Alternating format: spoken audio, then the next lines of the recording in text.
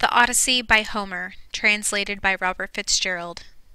Excerpt from Book 1, A Goddess Intervenes.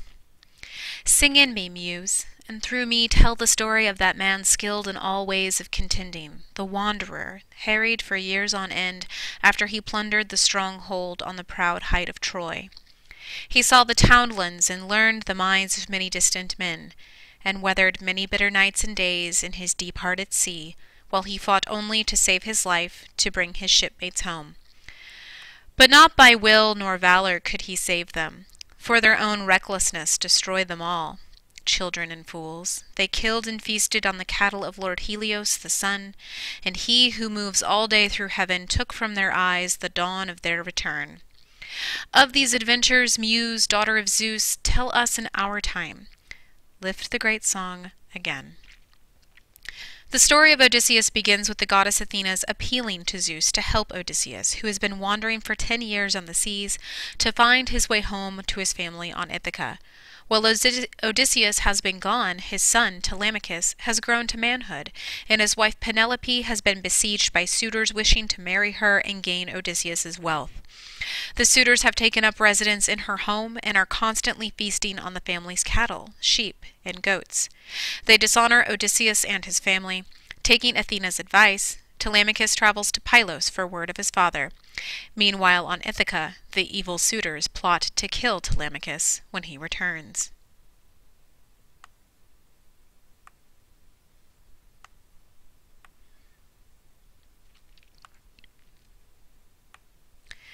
Excerpt from Book 5, Calypso, the Sweet Nymph. For 7 of the 10 years Odysseus had spent wandering the Mediterranean Sea, he has been held captive by the goddess Calypso on her island. As Book 5 begins, Zeus sends the god Hermes to tell Calypso to release Odysseus. However, she is only to help him build a raft. He must sail for 20 days before landing on the island of Scheria, where he will be helped in his effort to return home. No words were lost on Hermes the wayfinder, who bent to tie his beautiful sandals on, ambrosial golden, that carry him over water or over endless land in the swish of the wind, and took the wand with which he charms asleep, or when he wills awake, the eyes of men. So wand in hand he paced into the air, shot from Pieria down to sea level, and veered to skim the swell. A gull patrolling between the wave crests of the desolate sea will dip to catch a fish and douse his wings. No higher above the whitecaps Hermes flew, until the distant island lay ahead. Then rising shoreward from the violet ocean, he stepped up to the cave. Divine Calypso, the mistress of the isle, was now at home. Upon her hearthstone a great fire was blazing, scented the farthest shores with cedar smoke and smoke of thyme, and singing high and low in her sweet voice, before her loom a-weaving. She passed her golden shuttle to and fro. A deep wood grew outside, with summer leaves of alder and black poplar, pungent cypress. Ornate birds here rested their stretched wings, horned owls, falcons, cormorants, long-tongued beach-combing birds, and followers of the sea. Around the smooth-walled cave a crooking vine held purpled clusters under ply of green, and 4 springs bubbling up near one another, shallow and clear, took channels here and there through beds of violet and tender parsley.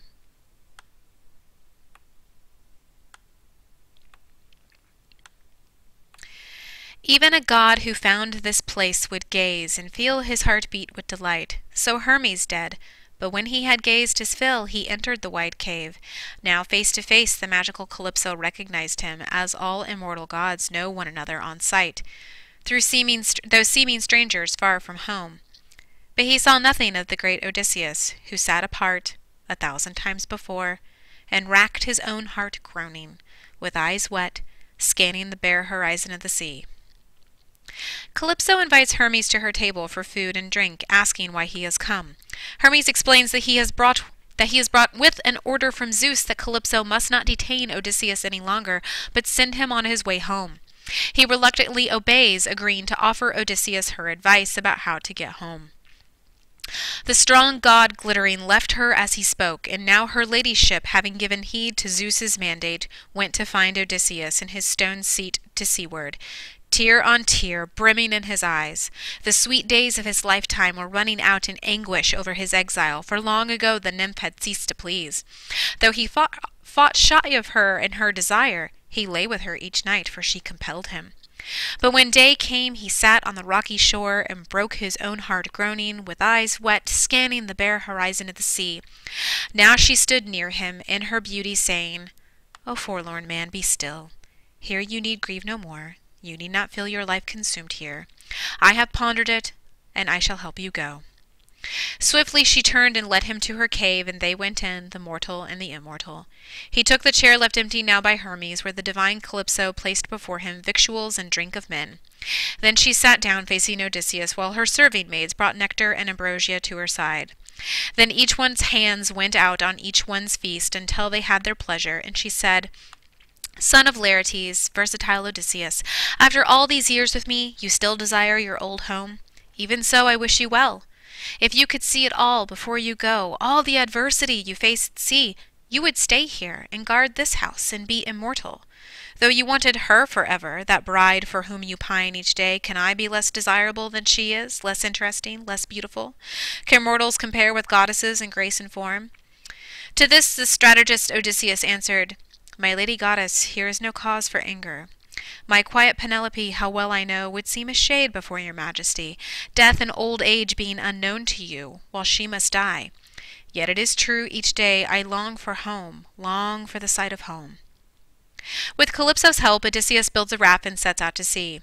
For 17 days he sails until he is in sight of Scheria. For 3 more days he is pummeled by storms and finally swims for the island. He makes it safely ashore and crawls to rest under some bushes. A man in a distant field, no hearth fires near, will hide a fresh brand in his bed of embers to keep a spark alive for the next day. So in the leaves Odysseus hid himself, while over him Athena showered sleep, that his distress should end, and soon, soon. In quiet sleep she sealed his cherished eyes.